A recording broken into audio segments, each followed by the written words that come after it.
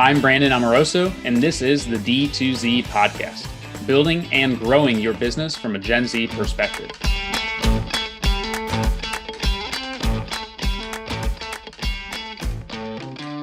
Thanks for tuning in to D2Z, a podcast about using the Gen Z mindset to grow your business. I'm Gen Z entrepreneur Brandon Amoroso, founder and CEO of e-com agency Electric Marketing. Today, I'm joined by Yaw Aning, co-founder and CEO of Malomo, the best post-purchase experience platform out there for high-growth Shopify merchants. Yaw, thanks for joining me today. I'm super excited to have you on finally. Yeah, thank you for having me, Brandon. This is a long time coming, so I appreciate the opportunity. Of course. So for everybody listening, let's just start off with a quick introduction on who you are, how you got into the business world, and just give everybody the quick rundown of your backstory. So, I'm co-founder and CEO of Malomo. I studied civil engineering in college. I love the intersection of like art plus math and science, and I felt like civil engineering was that like really interesting blend. But I also like love that creation aspect where like you could kind of create a building and watch it come to life in front of your eyes. But I'm a little impatient, want to start a company, and starting a civil engineering company is a pretty heavy undertaking. So I kind of discovered software, and it had the same elements of what civil engineering had, but with like this really much faster kind of like time scale. So I looked for opportunities to get off that career track. I got into, after graduation, a 2-year fellowship program that basically takes high potential college grads, puts them at early stage, high growth companies, gives them a ton of exposure to the management teams of those companies. So you kind of get this front row seat of how a high growth company is built. So I was really lucky and fortunate to kind of get into that program. I was placed at an investment bank. So I spent my 2 years working with kind of on the outside, but helping a lot of high growth companies raise funding, raise venture capital, private equity debt. And then we also help them acquire other companies to kind of drive inorganic growth. So did that for 2.5 years and then left and launched my first tech startup in the online education space. Really hard industry to navigate from a tech perspective. It ended up failing. And then I met my co-founder that I work with now, who was doing enterprise development consulting work. And he also really wanted to start a company. We didn't know what to start. So we just started doing consulting on the side. And by accident, kind of built a consulting business over about 7 years, launched about 100 different web and mobile products. And towards the latter half of that business, worked a ton in the Shopify ecosystem. And so a lot of the learnings and insights for Malomo came from our work at our agency. So we spun out Malomo as a separate entity, ended up shutting the consulting business down and went full force at the concept.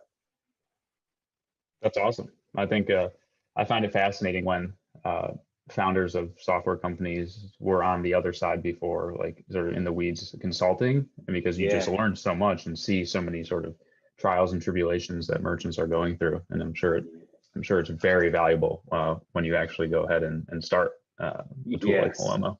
Yeah. I mean, we got to essentially be in the trenches with the entrepreneurs or operators that we were working with, and got to see the problems firsthand. So it was a phenomenal kind of learning ground, proving ground for us.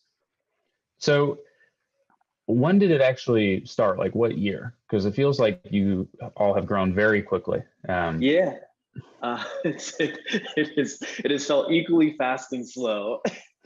Yeah, well, I'm sure for you it feels long, but from the outside looking in, it's been quick. Yeah, so we started. So we actually.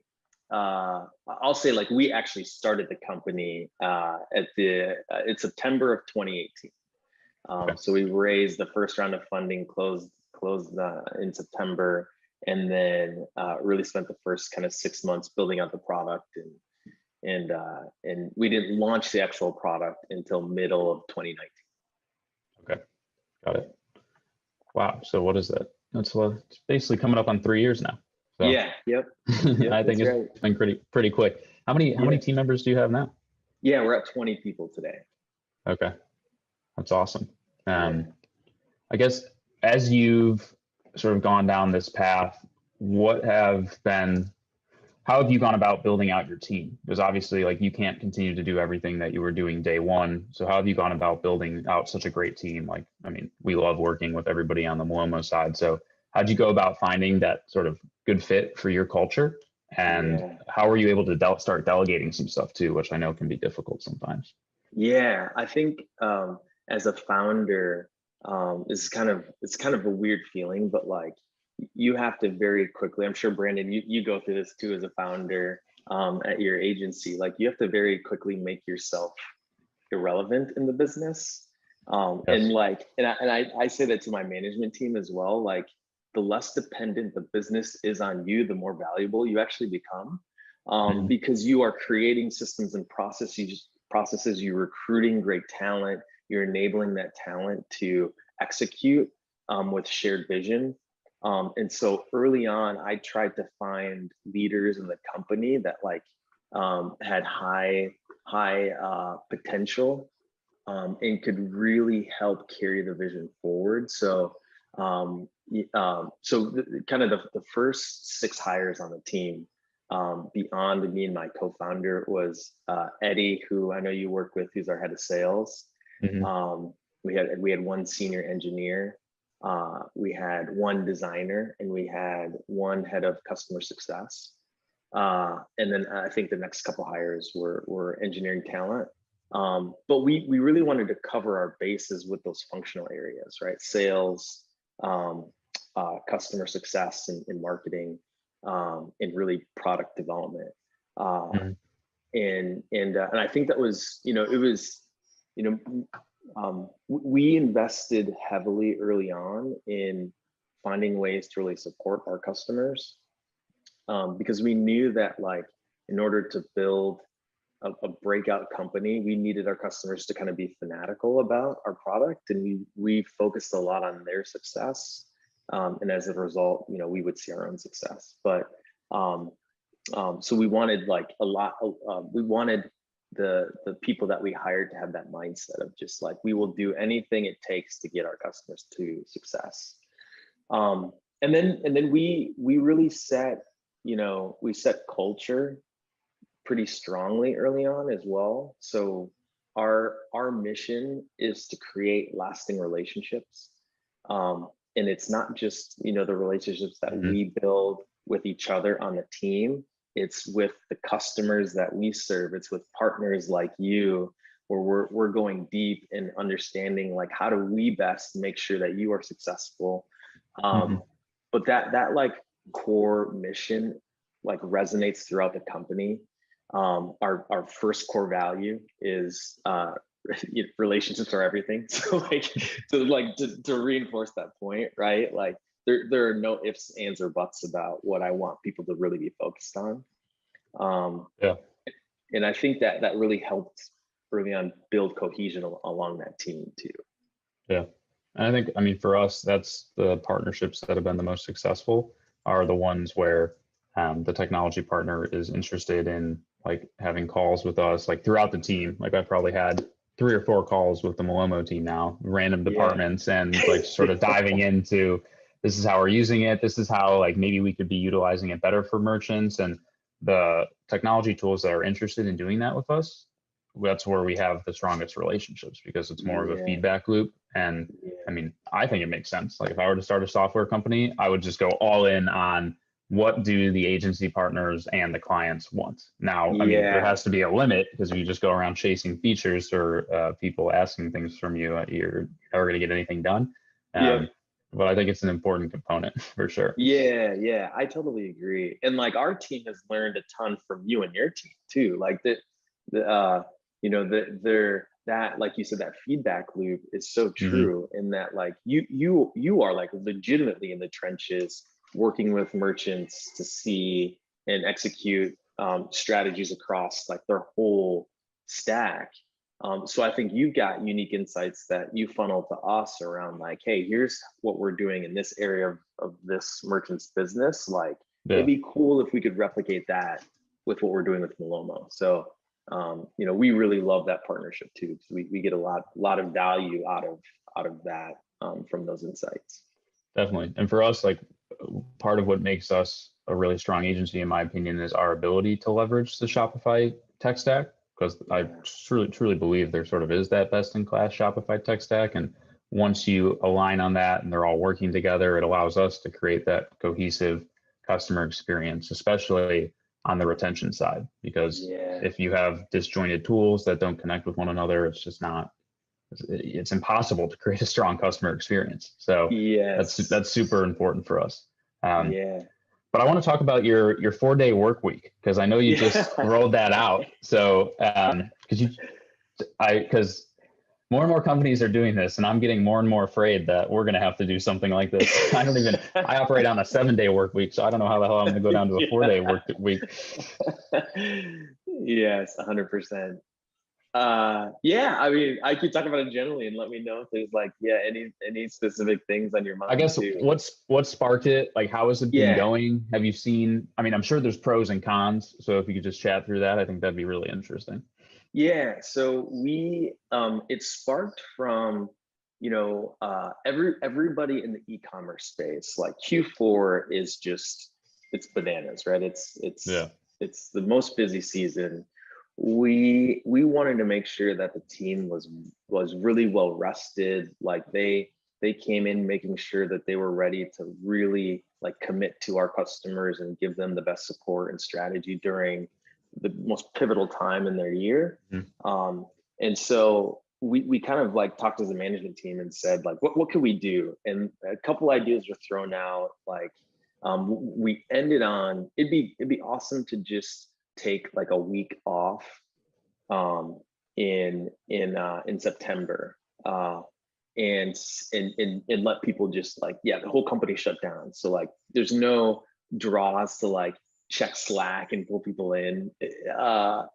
And so that's what the management team agreed on. And then shortly after, two of my leaders separately, my co-founder and kind of my head of strategy came to me separately and said, I've been hearing more and more about this 4-day work week. Like, this sounds kind of interesting. And I was like, yeah, that sounds great, but not great for us. Like, I don't know how that would work for us. But they came to me with a ton of research. They pointed to a lot of companies that were doing it and seeing success. And then we got connected to somebody who was actually like, they had their company was one of the biggest proponents of this, a company called Wildbit, who's been doing it for like 4 or 5 years. And so we got to talk with her, and like the first thing out of her mind first thing out of her mouth was, you have to figure out a way to do this. So we're like, okay, I have to pay attention to this now. So what we ended up doing was switching the model a little bit, where we did, instead of taking a full week off, we did Fridays in September. We dubbed the month Mental Health Month. And it was really like, for the company, it was, just Mental Health Month. For the management team, it was like a test for us. Can we see if any productivity drops? Can we see if productivity increases? Are people coming to work more rested? And so we implemented it, and the results were just insane.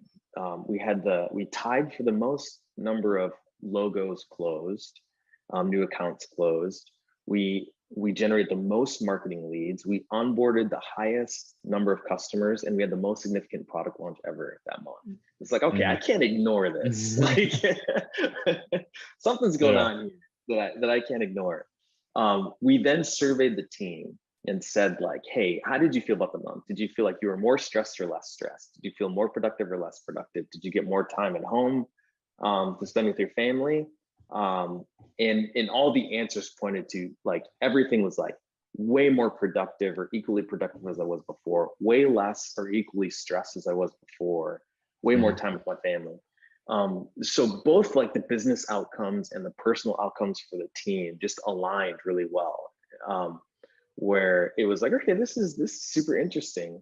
So we decided to commit to, we finished out the end of the year. So we said, we're going to go back to 5-day work week, but we're going to have Fridays be a quiet day.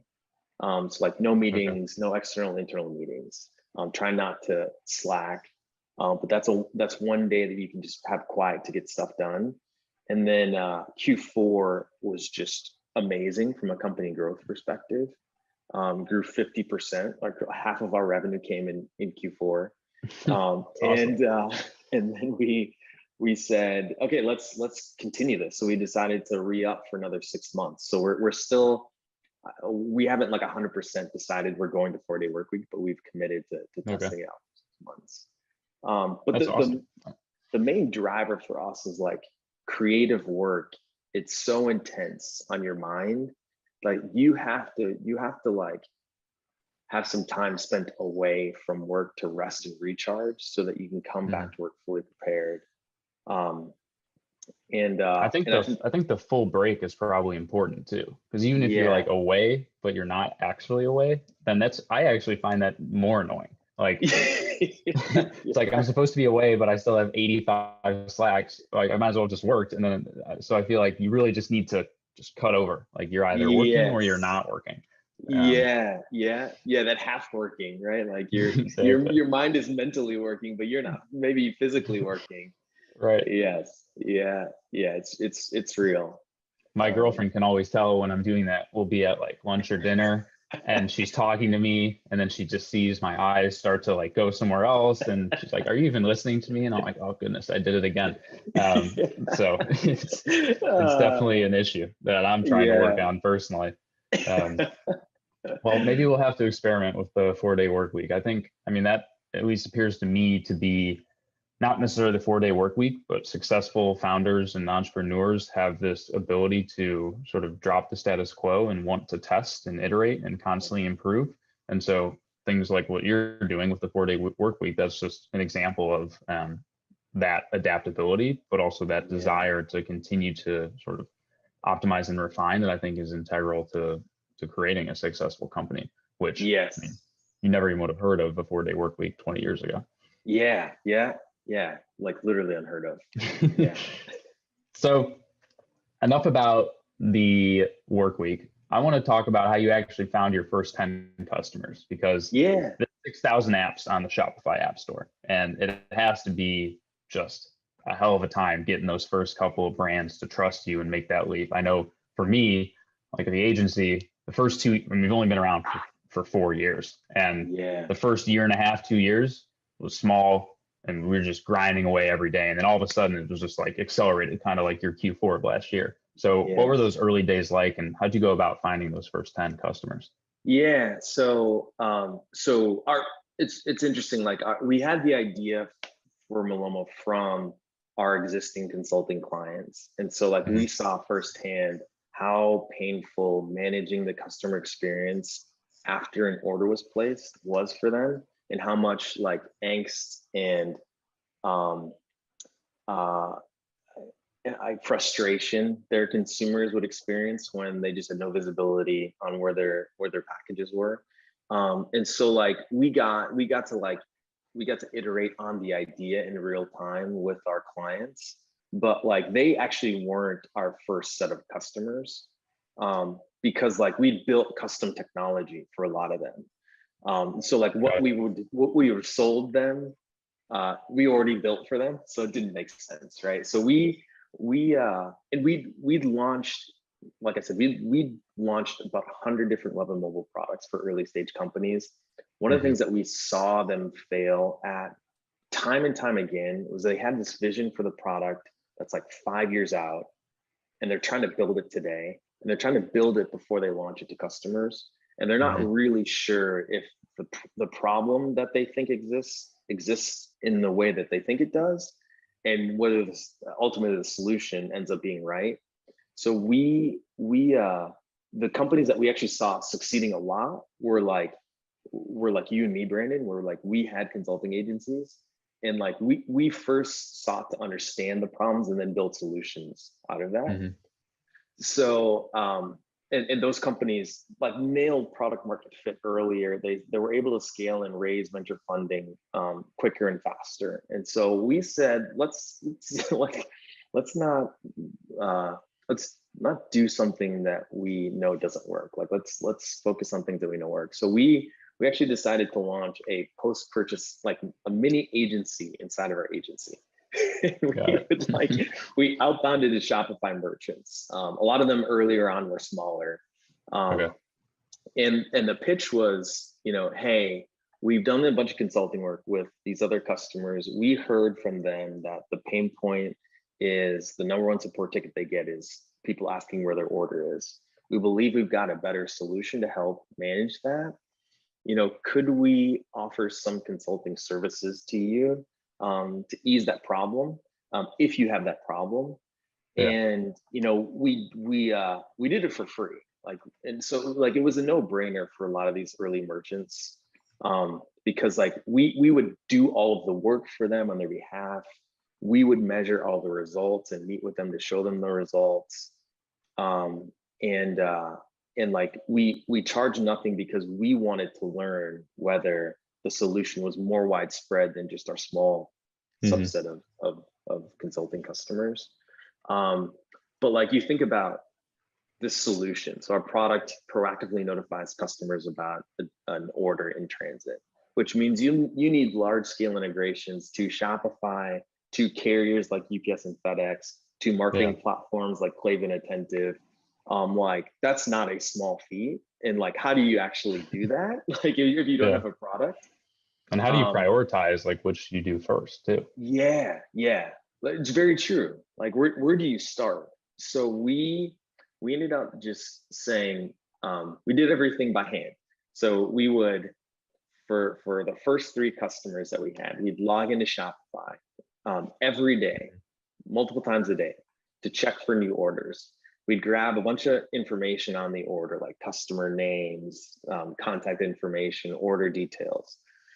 We'd log that in a spreadsheet. We'd grab the tracking number. Then we'd go to UPS or FedEx.com, enter the tracking number, get the tracking update, log that in the spreadsheet, and checking all of those every day. If the status changed, we'd log into our customers' Klaviyo accounts. We trigger one-off emails for those customers if the status had changed. And that was the test, right? There was no tracking pages at the time. And it was painful. It was me and Eddie. This sounds painful. Oh, poor Eddie. I didn't realize he was doing that. That's awesome. Yeah. Oh yeah, poor Eddie. It was rough for him. He's really been there since day one then. He has been, he literally before day one. He was with us for 6 months doing this. That's awesome. And I still have a spreadsheet today. I share it with our early employees and be like, this is where we started, right? This is the pain that we went through to get to where we are today. But we learned so much from that.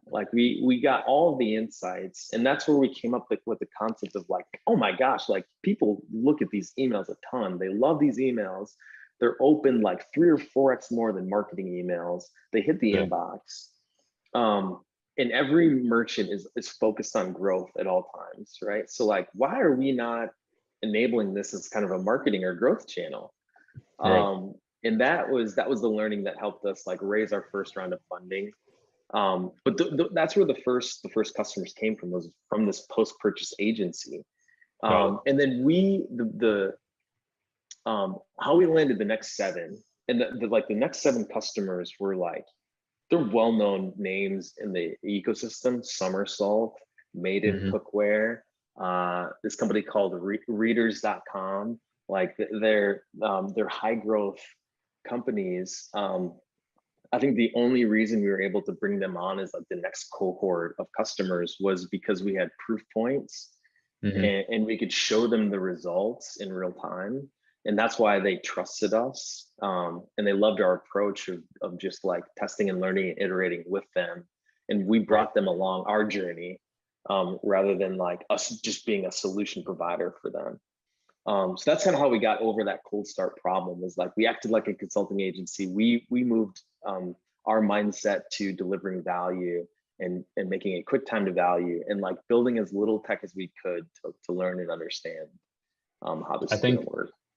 I think that ability to offer your service for free as well is very important. I mean, that's how Mm-hmm. I got all of my first clients when I was like freelancing to get the reviews and the proof points and the Yes. case studies. And um, Yes. that's really like the tried and true method. I mean, who's going to say no to something that's free? Um, Yeah. Yeah. so I think if there's one thing anybody could take away, it's if you're going to start something, be prepared to do it for free for a little bit, but then don't do it Yeah. for free forever. Otherwise, then you're going to end up with other issues as well. But Yes. Yes. how do you, I mean, so you got those first 10 customers. How do you see Malomo continuing to evolve? Like I know you just launched Malomo JS, and I want to give you some time to chat about that as well, because Yeah. I think that's an awesome next step in the right direction. But what does the rest of 2022 look like for you all, and where do you really see things heading? Yeah. So when we launched the company, it was very much like shipping as a marketing channel. It's nobody was talking about shipping in that way. Like everybody's Yeah. talking about shipping as a cost center. And we said, no, this is like a great retention growth channel. And we're going to enable merchants to figure out how to leverage this as any other channel that they're using to grow their business. So we targeted CMOs, and the product offering was directed towards them. Okay. Over time, like especially as COVID hit, the delivery experience, I should say, became this thing that was like, oh, it's nice if we could deliver an experience like Amazon, Mhm. to, oh my gosh, if we don't deliver an experience like Amazon and give complete transparency, like we are gonna lose. Like our customers are gonna, like you said, Brandon, I need reviews to drive my business. And a ton of reviews come in from people just complaining about bad delivery experiences. It's like, what? Yes. Like the Yeah. merchant's not It even in doesn't even have control of that. anything to do with the product. It's Yeah. completely out of your hands. Yeah. I Yeah. mean, I think that fundamental shift from looking at it as a sort of an afterthought to a marketing and sales channel. The reason I found Malomo to begin with is we were auditing like a new Klaviyo prospect for us, and I just stumbled upon a couple of their Malomo flows. And I was like, what Oh the hell is yeah. this? And it was only back in like July or August of last year. I was like, this is a gold mine. Like, I can't believe that we haven't thought of this before. And then they're just like, we need to get every brand on this as soon as humanly possible. So Yeah, it's like when you discover, like I sometimes I do this. I'm weird though, but like you put like $20 in your jeans pocket, like or coat you don't use. yeah. And then one day, like you wake up, you reach in your pockets, like, oh my God, $20. It's like that's what like shipping is, this like channel has become. It's like I'm like, this is found revenue. I didn't even know I was leaving so much money on the table. Right. Um, uh, and so like where we're going now, it's like this shift has happened where delivery experience is like paramount to growth and retention. Mhm. And so like support agents are now having to like, they want information data about like how orders are progressing, or where there are problem states with orders, or predicting when orders are going to hit these bumps in the road. Mhm. And so building out more solutions for kind of support agents around delivery. um, and really funneling our ethos has been like, we want merchants to use the tools that they're already using that are best of breed, so they don't have to learn new tools, Right. right? So it's a lot of times it's like Gorgeous, right? Klaviyo, Attentive. Like if we can move the data into those places, we think we'll win. Yeah. And so like that side is like, how can we funnel more data to like support tools and platforms. And then Yeah. similarly, like ops and logistics, right? They want to optimize their delivery infrastructure, fulfillment infrastructure. So can we give them insights into performance around that? So that's like what we're focused on a lot of this year, as well as continuing to iterate like on the marketing side of things. Um, but long term, our ethos has always been like, we want to give merchants complete control to own the experience. Mhm. And so like they can completely customize every single part of the Malomo powered experience, where a lot of the competitors that we face in the market have not had that ethos. Right.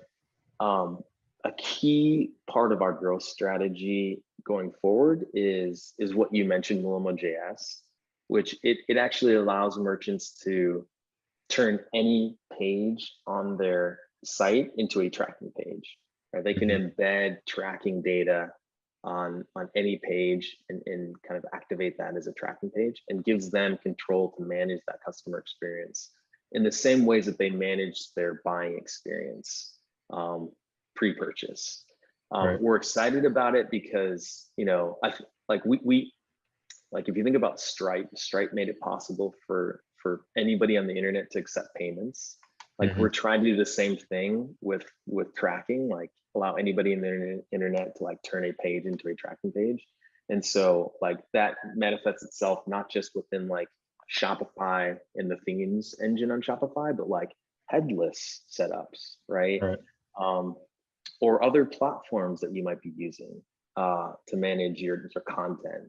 So we're really excited about that and the opportunity there, and especially like working with partners like you agencies who are like they are building next gen experiences and want the control to like deliver the customer experience that is the best in class. Like we think Malomo.js is a great way to power that. And I think, I mean, for you, it has to take a lot of sort of manual lift off on your end too, and allow you to more effectively scale and actually focus on like the software development. And for us, like we can do things now, like we can A/B test the tracking pages with like any tool we want, because we can just put it on any page we want. So we can use Google Optimize, we can use Optimizely, whatever that tech stack is, we can now enable it. And I think like even embedding it onto the account page, there's so many applications for where it could potentially go. And it's sort of like having a closed API versus an open API. Like when it's open, like something like this, you're going to have, I mean, we're going to be one, but there's going to be other agencies, there's going to be other clients who are really going to push the needle forward and showcase the true power. And you'll get that collective sort of thought and ideation that wouldn't be possible just internally. Yeah, that's so true. Like it is much better. Like we want to enable, like you said, like we want to enable the ecosystem to get better. And I think this is a way that could happen. So we're super excited for it. Like it's starting to look like a really great opportunity for our customers, partners, and for us. And I think like retention was always important, but this year is well beyond what you could have expected. Like I think that's there's a couple of buzzwords for this year, and that's definitely one of them. Like every brand is worried about how we can maximize customer lifetime value and personalize the experience. And I mean, I think this is a no-brainer for them. Couldn't, I mean, I'm biased, but I couldn't agree more. You are? Well, thank you so much for coming on. I don't want to keep you any longer. We'll have to do this again though, because I still have like 1,000 questions, but thanks for coming on. Can you let everybody know where they can find you online and also Malomo? Yeah, for sure. Yep. Appreciate the opportunity, Brandon. This is a ton of fun. So I'm pretty active on LinkedIn. So if you go to LinkedIn, you can search Yaw Aning, YAWANING, and then Twitter, handle YAWA. And then if you want to email me, feel free. Email address is yaw@gomalomo.com. Awesome. Well, anybody who's listening, you got to use Malomo. It's a no-brainer for any Shopify merchant, in my opinion. And of course, if you want the full Malomo experience, you got to get Electric to supercharge that enablement for you. Electric. I mean, I got to give a shout out to you, man. You guys push the boundaries of what's possible. It's been pretty fun to watch the experiences you guys create. So I unbiased third party, you definitely have to work with Electric. Well, I appreciate it. As always, this is Brandon Amoroso. You can find me at brandonamoroso.com or electricmarketing.com. We'll see you all next time.